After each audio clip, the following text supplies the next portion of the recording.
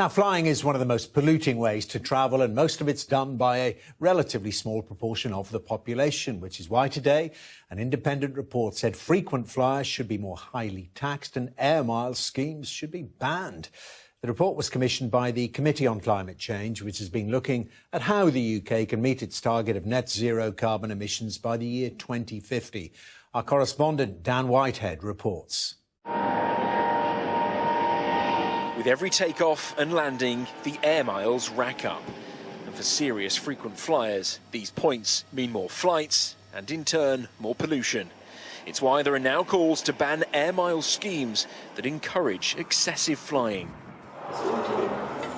One man who's no stranger to reward flights is Rob Burgess. He's redeemed more than 10 million air miles in the last decade and now runs one of the leading frequent flyer websites. If you look at British Airways, Virgin, Lufthansa, Thai, Emirates, etc., the frequent flyer schemes are really about getting people to shift from one airline to another airline. They're not the incentive for people to actually just get out there and fly. The measures targeting frequent flyers come from a report commissioned by the Climate Change Committee, which advises the government. The report, produced by Imperial College London, says 70% of UK flights are taken by just 15% of the population. Aviation demand in the UK is growing, estimated to increase by 25% by 2050. To understand the impact of flying, the emissions on a return from London to New York are equivalent to heating a typical home for a year.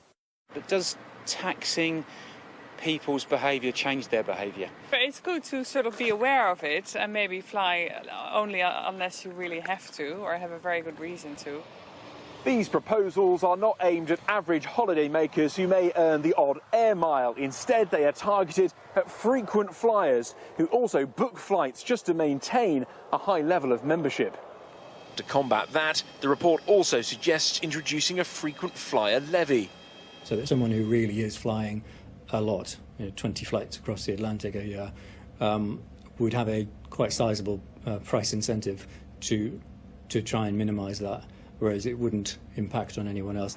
Airlines fear scrapping loyalty schemes and introducing levies could lose them long-term lucrative customers. But targeting the most frequent of flyers rather than all air passengers could be one way to reduce the UK's carbon footprint in the sky. Dan Whitehead, Sky News.